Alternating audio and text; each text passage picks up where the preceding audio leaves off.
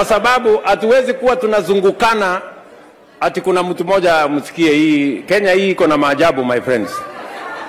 Ati kuna mtu ameandika kwa hiyo report ati mimi nilikuwa na mzinga wa nyuki. Sasa hii mzinga wa nyuki mnifanyie hesabu.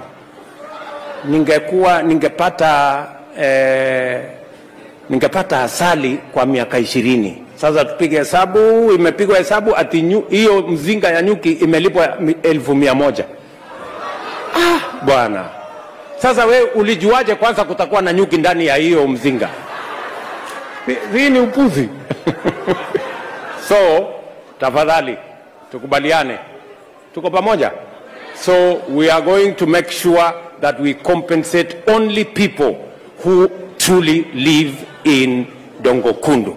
Wale watu wengine wote ambao hawana haja na Dongo Kundu waende mbali, so that we can move it fast. Na hiyo kazi mimi nataka nimalize in the next 2 months. Tumemaliza hiyo kazi Januari, tunaanza kujenga mambo ya Dongo Kundu. We don't want to quarrel with people.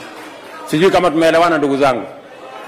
Mnasema tusukume hii kazi iende mbele ama mnataka tukae naye tu hivi hivi? Munisikize pia. Niliwaahidi ya kwamba hii barabara yenu ya kutoka hapa Nyali hapo kwa bridge tunaijenga mpaka baadaye tutaiunganisha na Kilifi. Hiyo kazi imeanza. Tunataka kuondoa hiyo jam na msongamano wa magari yote pite Mtwapa, na baadaye tunataka tukuje tuunganisha na sehemu hii, tusukume mpaka iungane na nchi yetu ya Tanzania, iwe dual carriageway, ndio tufungue kabisa Mombasa hii. Nitakuja tena ile dual carriageway ya kutoka hapa kwenda mpaka Mariakani. Contractor yuko pale, nitarudia baadaye mwaka huu ama mwaka ujao, kwa sababu we want to use the port of Mombasa as an economic engine for the Republic of Kenya. Tunaelewana jameni? Tuko pamoja? Najua watu wa hapa niliwaahidi jana wakati nilikuwa Kiembeni kule, niliwaambia waziri wa ardhi atakuwa Mombasa. Huyo waziri wa ardhi ndio huyu mama yuko hapa leo. Huyu Alice sasa atashughulika na hii wakora wote ambao wanasumbua nyinyi.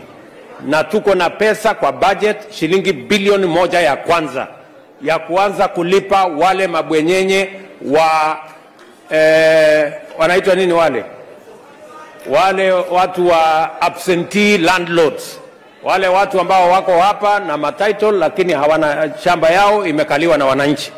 So tutawalipa pesa, alafu ile shamba tutagawia wananchi. Wananchi wenyewe waweze kuishi hapo.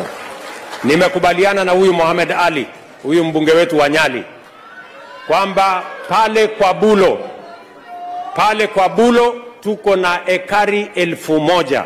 Wananchi wamejaa pale kwa Bulo, lakini ilikuwa ni shamba ya serikali, ilikuwa na shamba ya kampuni fulani. Mimi nataka niwahakikishie sasa tunafanya kazi na huyu gavana wenu, tunafanya planning, na mimi nataka niwahakikishie ya kwamba hiyo ardhi tutaifanyia usorovea, na mimi nitarudi hapa kuhakikisha ya kwamba kila mwananchi pale kwa Bulo hiyo sehemu yote wanapata hati yao ya miliki ya mashamba yao, na dunia yao itakuwa sawa sawa.